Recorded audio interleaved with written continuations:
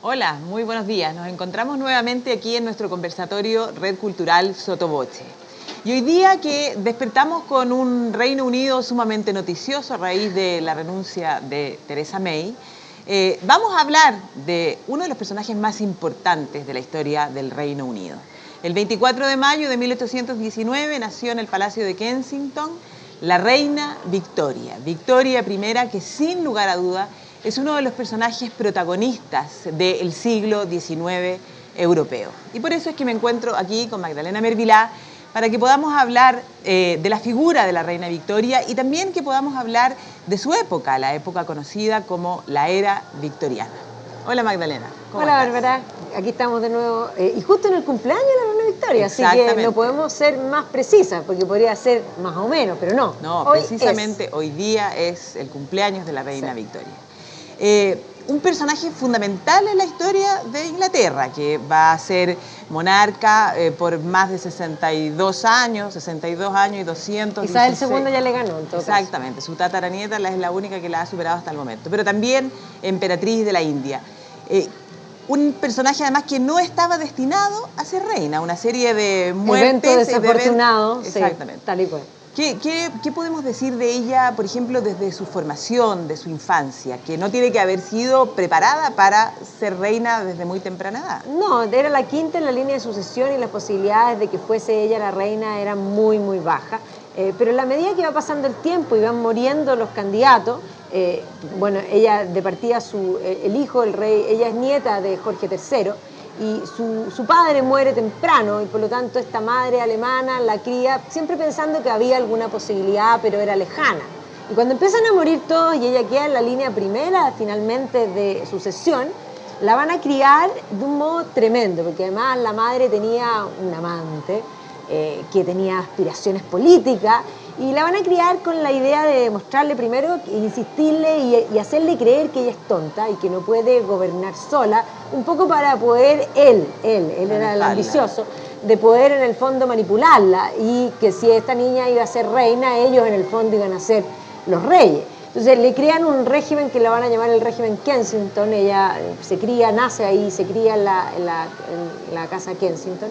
Y efectivamente, alejada de todo, nunca va a tener amigos, pero además tenía que tener chaperones todo el día y con un régimen de estudio y de memorización tremenda que efectivamente estaba hecho para hacerla creer que ella era tonta. Y ella lo va a pasar muy mal durante su infancia. Y de hecho va a odiar a la madre. ¿Y para qué decir al amante? Ahora, es más, en vida se da cuenta, que era el tío, que era rey, que esta situación era así y establece que si él muere después de que Victoria tenga 18 años, ella pasa a gobernar sin tutores, porque antes en el fondo tenían que ser regentes y habría sido la madre y entonces el amante. Y específicamente el tío se muere cuando ella cumple 18 años, y ella por lo tanto a no le resulta el plan. Comienza a reinar a los 18 años. Y una de las primeras medidas que toma, al parecer, es la decisión de alejar a su madre, al menos de la habitación donde ella dormía, porque al parecer... Ella se va a trasladar y va a ser la primera monarca en vivir en Buckingham, y elige Buckingham porque es grande, y en el fondo ella quería deshacerse de la madre, pero tampoco se atrevía, o sea, igual, aunque esta crianza igual le afectaba. Y lo que hace es ponerla en un ala lejana, y todavía ella está con el amante, pero ya por lo menos no deja que se le acerquen. Y además ella apenas se convierte en reina, el que era entonces el primer ministro, que era Lord Melbourne, se va a convertir como en una figura paterna, que ella nunca tuvo padre, y un consejero, y en realidad su primer amigo. Ella nunca había tenido amigos. Y por lo tanto ella incluso llega a confundirse, pensar que tal vez hasta estaba enamorada de Lord Melbourne, que era bastante mayor que ella. Y en realidad esa figura paterna que la cumple primero Lord M, como la llamaba ella, y que de hecho la prensa se reía porque al final el que gobernaba era prácticamente Lord Melbourne. Ella era muy jovencita y no tenía experiencia, y Lord Melbourne era un viejo zorro que se la sabía toda. Y es más, él le pone damas en la corte, él era Wicks, y por lo tanto le pone damas en la corte que se convierten en sus primeras amigas. Y de hecho cuando Lord Melbourne cae y asume el fondo Peel va a ser Tory.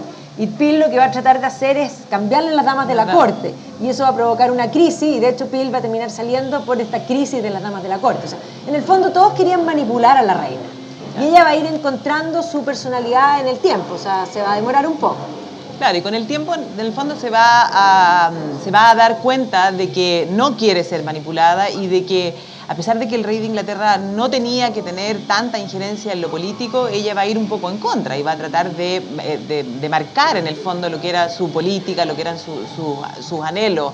Ella se va a interesar bastante en la política y de hecho va a meterse en política más allá de lo que en realidad le correspondía, y además el hecho de ser mujer eso molestaba aún más. Ahora, en sus influencias, aparte después de que primero la madre, ¿no es cierto?, con el amante, luego Lord M, su otra gran influencia va a ser su querido y amado Beloved Albert, su marido, que efectivamente van a tener un matrimonio de amor y de amor verdadero, pero sí va a haber un tema de manipulación, y podríamos decir que la reina Victoria no va a ser ella hasta que su Beloved Albert muere. O sea, cuando muere, de hecho, él va a morir en 1861, van a tener un matrimonio de gran amor, ella estaba súper enamorada y sobre todo carnalmente de su marido. ¿Ya? Y de hecho parte del plan de los Saxe-Coburgo, porque en el fondo la idea de que fuese él el candidato era también manipularla, era que ella estuviera embarazada lo más tiempo posible, y de hecho tuvieron nueve hijos en un tiempo bastante corto, ¿ya?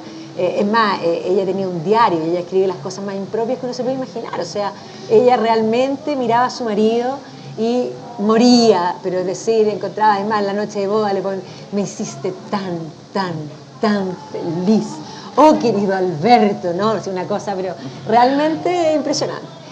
Pero cuando él muere, ella como que primero cae en una depresión profunda, pero ahí recién empieza a florecer.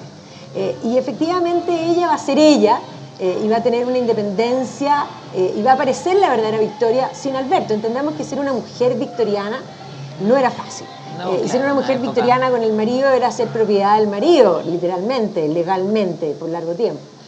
Y por lo tanto, este tema va a ser, ella va a empezar, primero va a caer en depresión, se va a ir primero a Alemania, después se va a ir a Escocia, no va a estar sola, eso lo vamos a hablar después, ya va a tener algunas compañías, pero ahí ella va con esas compañías que no son de la política y que no la manduquean, sino que ella puede ser ella, va a aparecer la verdadera Victoria, que es mucho más entretenida de lo que la gente se imagina. Siempre la gente ve a esta vieja gorda, chica, ¿no es cierto?, vestida de negro, porque claro, ella se va porque ella de negro el luto riguroso toda la vida después de la muerte de su Beloved Albert, y va a ser la viuda de Windsor, de hecho, para siempre, pero la verdad es que no lo pasó mal, y es mucho más entretenida y tiene más cuentos. De hecho, la familia, a la muerte de la reina, se van a preocupar de eliminar la mayoría de las fuentes y los diarios de ella, porque ella llevaba estos diarios, y estos diarios pasaron a ser escandalosos y vergüenza familiar. Entonces, muchas de las cosas hoy día han ido apareciendo ya 200 años en el fondo de su nacimiento, ¿sí? Pero han ido apareciendo en el tiempo. O sea, estas historias que se cuentan son bastante verdad. No todas, ojo, no en todos los sentidos. No, claro, porque no son todos carnales. El año pasado, ¿te recuerdas la película que se estrenó, Victoria y Abdul, donde se dejaba ver en el fondo que probablemente ella podría haber sido amante ya, haber tenido este amante, pero ya bien entrada en años? Claro. Pero probablemente él no fue amante, pero sí tuvo otros anteriores. Claro, ¿no? A ver, vamos por parte de los amantes, ya que entramos en ese tema. Claro. Sí, tuvo amante, qué bueno por ella, pobre, habría sido terrible que no tuviese ningún amante, pobre mujer. A ver, el primer personaje que sí probablemente fue amante de ella fue Mr. Brown. Mr. Brown era un sirviente en Escocia que había trabajado para Alberto y por lo tanto era muy cercano. Y va a ser la primera persona que se va a acercar a ella y la va a ver como una mujer sola y que le va a conversar, y le va a conversar cantidad. Además, él era muy divertido, él era absolutamente de otro nivel social. Y además era bastante, en términos británicos le habrían dicho cockney, y además agrega el escocés, o sea, imagínate, de kilt y último, ¿ya? Pero era divertidísimo y siempre era bueno para el whisky, y ella lo va a pasar increíble con él y va a conversar profundamente. Es más, hoy día han aparecido ideas porque ella escribió también en sus diarios, pero además ella publicó un libro de sus andanzas por los Highlands, en el fondo en compañía obviamente de Mr. Brown, ¿ya? Y esto los va a publicar y se van a convertir en bestseller en la época. O sea, la familia, los hijos van a encontrar que esto ya es último, ya no ha lugar, no se puede tolerar. Entonces, claro, cuando ella después muere, esos diarios de vida de ese periodo los eliminan. Ahora, hoy día se sabe que probablemente sí fueron amantes, y es más, hay un reverendo que en algún minuto después que ya ella muere, dice que él los habría casado, o sea que incluso podrían haber sido matrimonio. Otros dicen que es imposible que la reina Victoria se hubiese casado con alguien de un orden inferior simplemente por protocolo y que ella era muy cuidada en las cosas y por lo tanto no lo habría hecho. Pero en todo caso, ella lo pasó muy bien con él, pero él, aparte, la va a defender, ella va a tener un atentado en su contra y el que la salva la vida es Mr. Brown, o sea, además heroico. Pero él se muere a los 50 y tantos y ella vuelve a quedar sola. ¿Ya? Así que esta mujer que ya ha resurgido, o sea, gracias a él, ella se encuentra con ella misma y puede ser ella misma, porque ella nunca pudo ser ella misma. En cambio, con él no tenía nada que aparentar, porque él era tal y cual, menor en el orden social que ella, y además muy divertido, entonces ella se va a atrever a hacer cosas que nunca antes hizo. Y el otro va a ser el Munchi, pero ella sí, efectivamente, mucho mayor, y cuando Disraeli la nombra emperatriz de la India, ella quiere saber de la India, y entonces encarga que le traigan para el jubileo, que le traigan en el fondo unos sirvientes de la India. Y ahí llega este Abdul, que era un hombre refinado, un hombre que sabía muchas cosas, joven, y la hacía reír.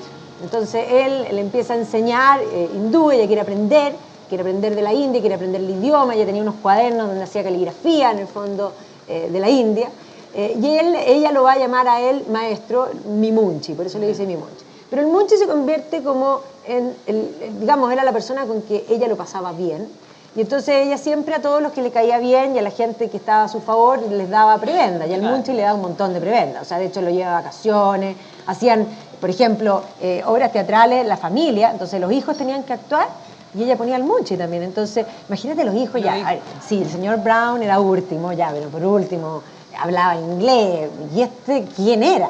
Y además era joven, entonces los rumores eran tales, la atención, claro, pero en realidad yo creo que no fue amor carnal, sino que fue un amor como de hijo, pero efectivamente ella se mataba de la risa con él, ella lo pasaba bien y además ella ya se había liberado de esas trabas y ya no le importaba, y lo que menos le importaba eran los hijos.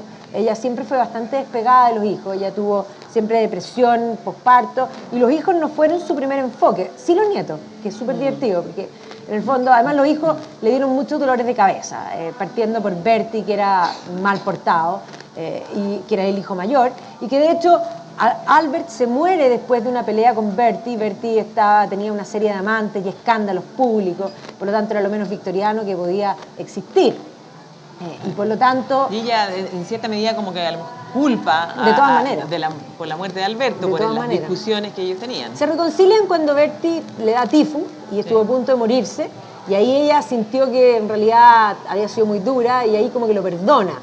Lo perdona entre comillas porque además ella se llevaba muy bien con la señora de Bertie, y Bertie la verdad es que le puso los cuernos a esa pobre mujer, que además era muy popular, es como una Lady Di antes de Lady Di. ¿Ya? Entonces cuando la gente dice, ay, que Carlos no puede ser rey, Bertie fue mucho peor y fue rey, así que Carlos va a ser rey, te lo aseguro. Bueno, veremos. Pero, mencionaste a Disraeli. Sí. Mientras estábamos conversando, y probablemente él es uno de los gestores también importantes de que efectivamente a la época de la reina Victoria la conozcamos como la era victoriana, y que se produzcan en el Reino Unido una serie de cambios que efectivamente van a levantar a esta gran potencia. O sea, la revolución industrial y todo lo que eso significa en la vida cotidiana, en la vida diaria, es verdaderamente algo revolucionario en esa época. Disraeli es el primer ministro, no me atrevo a decir el más importante, porque en la época victoriana hay dos ministros muy importantes. Hay muchos ministros, porque de hecho entendamos que la reina Victoria va a tener en el fondo casi 20 primeros ministros que se van turnando, algunos se repiten, pero hay una alternancia en el poder, van a haber 10 ministros Whigs y 10 ministros Tory, lo que muestra que la continuidad de Victoria y la alternancia en el poder existe.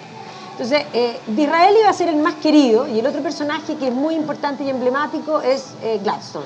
¿Ya? Y Gladstone era en el fondo un Whig, Disraeli es un Tory, y generalmente se habla, el escudo de Gran Bretaña en el fondo, o sea, y del Reino Unido tiene el león y el unicornio, y se habla de estos dos primeros ministros como el león y el unicornio. ¿Ya? Ella adoraba a Disraeli. Disraeli era un personaje entretenido, aclaremos, era un dandy, bastante similar, menos exuberante que Oscar Wilde, pero era un Oscar Wilde de su época. Era un hombre que se vestía extravagante, así como de traje de terciopelo rojo, con unos pantalones a cuadros, así, había trabajado como en el teatro, había sido literato, había escrito varias cosas en literatura, era de ascendencia judía y no tenía ningún problema de personalidad y hasta se creía buen mozo, no era. Pero tenía esa capacidad de adularla y de decirle cosas fantásticas. La llamaba My Fairy Queen y ella encontraba que esto era espléndido porque ella ya había salido de la crisalia y entonces ella se dejaba adular y encontraba que su israelí era magnífico. Y Gladstone, todo lo contrario, era producto de la meritocracia, un hombre riguroso, tremendamente puritano, bastante farsante en ese sentido, porque era puritano por un lado, con una piedra en el pecho, y por otro lado tenía sus cosas oscuras, como los victorianos en general. Y era un viejo insoportable y ella lo odiaba. Y entonces estos dos se van a ir alternando en el poder, ¿ya? Y en el fondo ella no tenía injerencia en el nombramiento del primer ministro, porque si hubiese sido por ella, Israel habría sido continuado. De hecho, ella lo va a honrar, lo va a nombrar marqués de Baconfield, le va a dar títulos a Israel y a Gladstone. Nada. Es más, cuando lo recibía con suerte, lo saludaba, ¿ya? Ahora, lo divertido es que ellos dos van a tener una pugna importante, y uno es supuestamente el liberal, que quiere en el fondo mayor democracia, mayor participación. Sin embargo, va a ser Disraeli el que va a ser, por ejemplo, va a ampliar el electorado. Entonces, es divertido porque en realidad no son necesariamente los Whigs los que hacen las reformas sociales, sino que va a ser mucho más Disraeli que Gladstone. Entonces, el odio de Gladstone por Disraeli es intenso y profundo también porque, podríamos decirlo, desayuna incluso en las leyes que él quería hacer. Ahora, la rivalidad es a un nivel del absurdo, o sea, uno había sido jefe de la finanza, en el fondo Exchequer, y tenían que, por ejemplo, pensemos que son ingleses, o sea, los ingleses tienen una serie de tradiciones que hay que cumplir. Entonces, cuando tú entregas el cargo, entre las cosas que había que hacer, había que entregar un libro, había que entregar una toga, y de alguna manera Disraeli se pica y dice, no, yo no se la voy a entregar, y no le entrega la toga. Entonces, tú vas a imaginar que esto ya era una pelea así, pero de prekinder, ¿ya? Y lo peor de las cosas es que cuando muere Disraeli, Gladstone es el primer ministro y la reina exige funerales de Estado y por lo tanto Gladstone le tiene que hacer funerales de Estado a su peor enemigo. Pero Israel fue muy importante porque además de Israel ve que Inglaterra ya no es la primera potencia industrial. Entendamos que la revolución industrial va a partir en Inglaterra y Inglaterra va a ser sin lugar a duda la primera potencia hasta la primera mitad del siglo XIX. Y podríamos decir que en 1851, cuando se hace la Exposición Universal, es como el punto de inflexión, porque ya en la segunda mitad del siglo XIX van a aparecer dos actores. Uno va a ser Alemania, que no va a terminar de entrar profundamente hasta la década del 60, porque se va a unificar, en el fondo, digamos, el 71 se va a unificar Alemania. Y Estados Unidos, que Estados Unidos va a entrar fuerte en la revolución industrial, pero la guerra de secesión, que dura entre el 60 y el 65, va a ser un paréntesis, y después del 65 ya va a meter acelerador, y para finales del siglo XIX Alemania empieza a producir muchísimo, y Estados Unidos ni decir, o sea, fines del siglo XIX, ya a comienzos del siglo XX entendamos que Alemania produce más que Inglaterra, y Estados Unidos produce más que Inglaterra y Alemania juntos. Entonces Disraeli ve que esto se viene, y que el mundo ya no va a ser transado necesariamente en libras esterlinas, y hay que hacer algo. Y él va a ser el que aprieta el acelerador en el imperialismo, porque él se da cuenta que si ellos logran un gran imperio, este Empire of the Seas, que efectivamente se va a tejer durante el reinado de la reina Victoria, ellos van a poder seguir mostrando que son los más poderosos, aunque no lo sean, porque entendamos que en el juego de la política no importa ser lindo o no, sino que hay que parecerlo, ¿ya? Y por eso él es muy importante, y la idea de la emperatriz de la India, que es él le da el título, tiene que ver con la unificación de Alemania, porque además la hija de la reina Victoria, Vicky, se había casado con el hijo del rey de Prusia, que después se va a constituir en el Kaiser, es decir, en el emperador de Alemania. Ya, o sea, por lo tanto, decir que la nieta iba a ser emperatriz y la madre menos que picante. Ahí, entonces, claro, entonces ya no podía ser Victoria Regina, sino que tenía que ser Victoria Regina e Imperatrix. Así que eso tiene que ver con todo, con política. Claro. Bueno, y así llegaron en el fondo a fundar este vasto imperio a partir de 1877, que ella lleva el título de emperatriz de la India. Pero la revolución industrial de la que hablábamos, a pesar de que Inglaterra, claro, va a perder el primer lugar, sí va a significar que en Inglaterra se produzcan una serie de cambios, en el fondo, en la vida cotidiana, en en el gusto por ejemplo, el ocio, que surja el ocio, que surjan, no sé, el teatro o el afán por la cultura en términos educativos, que surjan los deportes, las vacaciones, o sea, todo un cambio de época. Eso en Inglaterra, en la época de la Reina Victoria, queda clarísimo. Bueno, lo que hay que comprender es que la gente no termina de entender, porque la gente cuando ve la revolución industrial, generalmente si uno mira los libros de colegio, dicen revolución industrial, fase 1, el motor a vapor, fase 2, el motor a la combustión, la electricidad, y rápidamente en la página siguiente viene el título, la cuestión social, como diciendo, la revolución industrial es lo peor que le pasó al mundo, lo cual es un error, porque eso no es así. Entendamos que efectivamente sí es cierto que antes de la revolución industrial el mundo era mucho más igual, eso es verdad, eran todos endémicamente pobres. Y eso es absolutamente así. O sea, efectivamente la brecha social prácticamente no existía, habían unos pocos arriba y el resto, toda la manga estaba abajo, no existían prácticamente las clases medias. Entonces, la revolución industrial revoluciona todo, cambia el mundo, cambia nuestra forma de habitar, porque la aplicación del vapor, primero a los transportes, va a achicar el mundo, la gente va a empezar a viajar. Las distancias, hay que, claro, entender que la gente antes de la revolución industrial no viajaba, ni a la esquina. O sea, cuando Tolkien habla de los hobbits que viven en su casa y no salen de su casa, es eso. Es el modo de habitar de la gente previo a la revolución industrial. Entonces, no solo las distancias, sino que la aplicación del vapor a la industria va a empezar a producir una cantidad de bienes que nunca nadie jamás antes vio. Ropa, por ejemplo. Todo, ropa, pero entendamos, a ver, todos tenían poco, porque la producción manual requiere mucho tiempo, mucha mano de obra, y no solo ese tiempo y toda esa mano de obra, si tú le pones precio, además los productos eran carísimos. Por lo tanto, la gente tenía poca ropa, pocos zapatos. Un vestido. Con suerte. Con suerte. Con suerte. Y los zapatos, es decir, o sea, y es más, cosas como, voy a ir a comprarme zapatos, mi talla, nadie nunca habló de talla. No me combina, nunca existió no me combina. El concepto de no me combina. Esa cosa no existía, o sea, uno iba a la tienda y quería guante, y el guante que había era el que te compraba, ¿ya? Y por lo tanto la moda tampoco existía. Entonces, la revolución industrial parte del siglo XVIII y podríamos decir que en el siglo XVIII empieza a aparecer por primera vez la moda. ¿Ya? La moda empieza a aparecer, de hecho, de la mano con la revolución industrial y también con los viajes. Los viajes, pensemos, no sé, en la época del Capitán Cook y posteriormente la llegada a la India, que empiezan a traer telas y cosas, por eso empieza a aparecer una incipiente moda que está en las clases altas. Pero con la revolución industrial cambia todo. Es cierto que está el tema de la cuestión social, que después podemos ahondar un poco en ese tema, eso es verdad, pero eso lo que va a suceder es que efectivamente la brecha va a aumentar, muchos más van a estar arriba y va a surgir una gran masa que es una clase media y efectivamente algunos van a quedar abajo y eso explica que la revolución industrial produce esa gran brecha. Pero entendamos que una gran masa, y son muchos más los que suben que los que permanecen, antes estaban todos abajo. Ahora, con esto y con la cuestión social comienzan a aparecer por primera vez las legislaciones sociales. Y con las legislaciones sociales, que van a ser primero en Inglaterra va a tener un movimiento en 1848 que va a establecer una ley que se llama la 10 Hours Bill, que va a establecer que se trabaja 10 horas. Antes de eso, el tiempo libre y el tiempo ocupado no se diferenciaban. Nunca existió el tiempo libre. Claro. ¿Ya? Las personas tenían el tiempo constantemente ocupado. Vacaciones, por ejemplo. Las vacaciones nunca existieron, por lo menos pagadas. Las vacaciones es una invención también victoriana.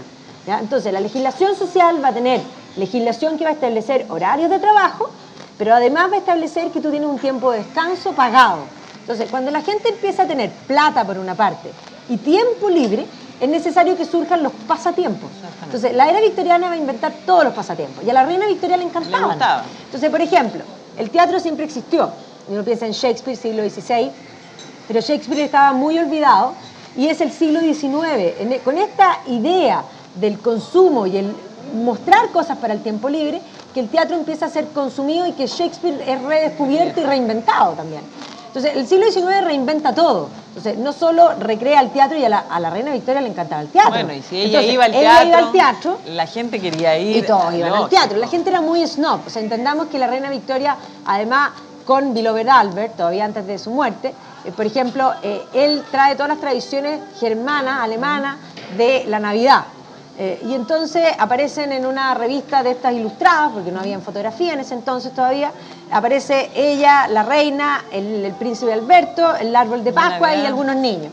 O sea, al año siguiente todos los victorianos tenían árbol de Pascua, ¿ya? Y es más, los villancicos que cantaban, todas esas cosas son invenciones victorianas. O sea, cuando aparece, por ejemplo, esta película última de Dickens, que se llama The Man Who Invented Christmas, efectivamente Dickens lo que hace es recoger esto que está sucediendo en la época victoriana y llevarlo a sus novelas de Navidad que hacen que se invente la Navidad. O sea, el Christmas pudding, el pavo, en fondo, todas esas son invenciones toda la imagen que nosotros tenemos en la cabeza de lo que es la Navidad. Exactamente. Entonces, no solamente el teatro, el arte, el consumo del arte. Además, John Ruskin era un teórico, digamos, muy importante victoriano, un esteta, y que de hecho es un socialista, pero un socialista de la tónica de la estética y de la belleza. De hecho, el laborismo británico le debe más a Ruskin que a Marx, ¿ya? Pero Ruskin cree que lo que hay que hacer es elevar el gusto de las personas y por lo tanto hay que educar en el arte a la gente, porque el arte puede perfeccionar a los ciudadanos de alguna manera. Y esta idea la reina Victoria se la compra. Y entonces la Inglaterra victoriana va a fundar montones de museos. De hecho, después de 1861 se recauda una cantidad de dinero muy importante con la Exhibición Universal. Y con ese dinero ellos se compran unos terrenitos ahí en South Kensington y hacen un par de museos. El Museo de Historia Natural, digamos, Victorian Albert Museum, y después con la misma plata también el Royal Albert Hall. O sea, esta idea de cultura gratuita, porque Inglaterra es divertido, porque el país más socialista dentro del ámbito europeo era Francia. Sin embargo, Francia siendo socialista, los museos valen carísimos. Inglaterra siendo individualista, los museos son gratis. O sea, en Londres uno puede hacer muchas cosas sin ni uno. Porque además en Francia ni los baños, todo hay que pagar. En cambio en Inglaterra efectivamente uno entra al museo, que es gratis, los baños son buenos, el restaurante es extraordinario, ¿ya? Y las colecciones victorianas, o sea, las ciudades industriales, Manchester, Liverpool, ¿ya? Glasgow tiene unas colecciones de arte increíbles y todo eso es la reina Victoria. Entonces, no solo el teatro, no solo es el arte, sino que a eso agreguémosle dos cosas más, los deportes. Los ingleses inventan todos los deportes. Y este es el periodo en que hombres, de hecho Lily White, cuando uno se baja en Piccadilly Circus, hay una gran tienda de deportes que se llama Lily White. Bueno, ese hombre inventó las reglas de todos los deportes. Entonces, los deportes existían. El fútbol, de hecho, se pelean entre unos pubs en el sur y las trade union en el norte, ¿quién inventó el fútbol? La verdad es que los dos inventaron el fútbol. Lo que pasa es que llamaban fútbol a cualquier cosa que se peleaba con una pelota y con pie, ¿ya? Pero no podían jugar entre ellos porque las reglas eran distintas. Entonces Lily White se sentó, hizo las reglas primero del cricket, él jugaba cricket, después hizo las reglas del fútbol, determinó cuánto tenía que medir y pesar la pelota y estableció las reglas de tal modo que los del norte y los del sur ahora podían jugar y por lo tanto se crea la Football Association, ¿ya? El tenis, el golf, que nace en Escocia, pero que después se extrapola, ¿ya? Si uno piensa, además, el resto de los deportes, cuando empieza a nombrar los deportes, son todos británicos, todos. Y los que no son británicos son derivaciones de esos deportes hechas en Estados Unidos. O sea, por ejemplo, si uno dice el béisbol, bueno, es una derivación del cricket. El fútbol americano, una cosa muy curiosa, una mezcla entre rugby, una cosa, el béisbol, ¿ya? En el fondo son derivaciones, pero son los anglosajones los que inventan los deportes. Y a los deportes agreguémosle, estamos aquí en Casa Costanera, ¿no es cierto? Agreguémosle la sociedad de consumo, las tiendas, primero las calles de tiendas. Pensemos en Tottenham Court, que van a ser las primeras calles, después Oxford, en el fondo Street, y varias van a convertirse en calles de tienda. Pero de las calles de tienda se va a pasar a las tiendas por departamento. Ojo, que las tiendas por departamento, la primera tienda por departamento en el mundo surge no en Londres, en Inglaterra, sí, pero en la ciudad de Bath. Porque la ciudad de Bath era una ciudad que en el siglo XVIII era una ciudad de leisure. O sea, en una ciudad donde la gente iba a pasar el tiempo libre de season. Claro, ¿ya? La ciudad para el ocio. Claro, iban en el invierno a bañarse en estas aguas termales y a tomar las agüitas termales que son asquerosas. Pero ahí surge la primera tienda de departamento que se llama Jolie, ¿ya? Porque la gente tenía tiempo libre, iban a encontrarse, iban a pasarse las tarjetas para las visitas, iban a los conciertos en el Assembly Room, ¿ya? Y esto también se extrapola después a Londres. O sea, de Jolie de Bath empiezan a aparecer las distintas tiendas en Londres, y en Londres van a haber algunas tiendas emblemáticas. Probablemente las más emblemáticas son dos. Una es la que abre, en el fondo, Liberties, Liberties va a ser fundamental porque además va a construir un gran edificio ahí cerca de Regent's Park, ¿no es cierto?, en Melbourne Street, ¿no es cierto?, Oxford Regents, ahí va a construir un edificio del tipo Tudor antiguo, que no es antiguo, lo construyen en ese minuto, y se construye en el momento clave. Pero además Liberties va a ser el primero en empezar a hacer una cierta publicidad. ¿Ya? Y a esto hay que agregarle después una tienda que se llama Selfridge, que va a aparecer en Oxford, que aparece después, donde un americano, Gordon Selfridge, abre esta tienda y él cambia el retail. Selfridge es el primero que inventa, por ejemplo, las liquidaciones. Entonces dice, por incendio liquido. ¿Ya? Y ahí todos liquidan. ¿Ya? Y no solo eso, sino que además las vidrieras de Selfridge las cambiaba todos los días. Entonces, el concepto del retail, como nosotros lo entendemos, una cosa que inventa Selfridge, pone los perfumes en el primer piso, porque la gente venía fétida. Para que hubiera buen olor a la entrada de la tienda. Imagínate los caballos, las crinolinas, en el fondo, los vestidos largos, claro, pasando por el pipí de los caballos, el olor era espantoso. Entonces, él pone los perfumes en el primer piso y Falabella sigue teniendo los perfumes en el primer piso. Efectivamente. O sea, el mundo de hoy, el mundo en el que vivimos, le debe... O sea, somos victorianos. Exactamente. Somos victorianos. Incluso aquí en Chile más todavía, porque aquí tomamos té todavía. A las 5 de la tarde, o sea, ¿qué más victoriano que queda bien, además, queda bien, sí, tomar té es algo muy elegante. Sí, exactamente. Bueno, pero hablando de otra de las cosas o aspectos interesantes de la reina Victoria, se la considera que es la abuela de Europa, y tú misma dijiste hace un rato que ella no había sido, a lo mejor, la mejor de las madres, no tenía gran apego con sus hijos, pero sí lo tuvo con sus nietos. Tuvo 42 nietos, que claro, efectivamente se casaron dentro de las familias, de las casas reales, y eso hace que hasta el día de hoy, en el fondo, estén todos emparentados, ¿no? Todos descienden de ella. Pero ella sí tuvo preocupación, y en gran medida, tal vez, uno de sus nietos favoritos fue el Kaiser Guillermo II. Lo fue. Es que el Kaiser, la verdad es que la gente no entiende, la gente siempre dice Alemania provocó las dos guerras, pero ahí hay que entender varias cosas, lo que es Alemania, una Alemania que va creciendo y que efectivamente el gran drama de Alemania es que Alemania es muy pequeña en el fondo para el mundo, pero es muy grande en Europa. Entonces, esta Alemania que iba creciendo, evidentemente, generaba un problema en el balance europeo, sin lugar a dudas. Pero Guillermo II hay que comprenderlo también desde su vida, porque es un joven impetuoso, no muy inteligente, hay que decirlo, pero lo pasó mal. Él lo pasó muy mal. Él es hijo de la hija mayor de la reina Victoria, Vicky, y cuando nace tiene un problema físico que de hecho parece que venía mal la guagua, la dieron vuelta y finalmente se le rompieron una especie como de tendones de un brazo, el brazo nunca creció y nunca quedó en el fondo útil. Entonces el príncipe era creepy, lo que Victoria, la madre del príncipe, claro, la hija de la reina Victoria, Vicky, digámosle así para no confundirla, Vicky no lo toleraba. Entonces Vicky lo va a someter a este pobre niño a los tratamientos más horrorosos que tú te puedes imaginar. Tortura. El niño tenía 4 años y ella le aplican galvanismo, o sea, le ponían electricidad para que despertara el brazo no iba a despertar. Pero además el brazo, que no crece, empieza a torcérsele como el cuerpo. Entonces ella le hace poner unos arnés que le daban vuelta en el fondo y además que nadie podía saber que era creepy, lo tenían encerradito. Entonces el pobre niño creció medio psicótico y eso no es su culpa, es culpa de Vicky. La abuela, que va a tomar esa postura de más maternal en el sentido de contra Vicky, tú eres muy cruel con el niño, lo va a sobreproteger. Entonces este niño pasaba largas temporadas en Inglaterra y cuando llegaba donde la abuela, que además sabía todo el drama del niño, ella lo protegía y de alguna manera le daba todo ese cariño que la madre, por tratar de mantenerse estricta y que nadie supiera que el príncipe era creepy, además era el heredero, esta cuestión de que tuviera una falla física era absolutamente impensable. Entonces, de hecho, van a lograr ocultar la falla física. De hecho, cuando uno dice esto, nunca se nota. Él siempre sale con una mano como adentro, así como... Ahora me voy a fijar. Porque la tiene más corta. Aprende a cabalgar con una mano, porque no le funcionaba la otra. Aprende a disparar con una mano. O sea, era realmente... O sea, tenía un tema de la tara muy profundo. Y eso explica también su personalidad, porque era súper competitivo. Era insoportable. Los primos en Inglaterra no lo podían soportar. Porque llegaba Billy, y Billy era, o sea, como decía, a Bertie le gusta navegar. Entonces al año siguiente él decía, vamos a navegar, y llegaba con el mejor barco. ¿Ya? Y entonces era insoportable. Entonces la abuela lo adoraba. Y entendamos una cosa, Billy se va a atemperar mientras la abuela vive.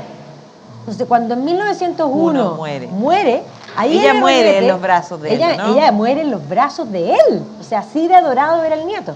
Y cuando ella muere, él recién empieza a producir una armada para competirle a Inglaterra y está dispuesto a ir a la guerra. Él no habría ido, con la abuela no habría ido nunca a la guerra.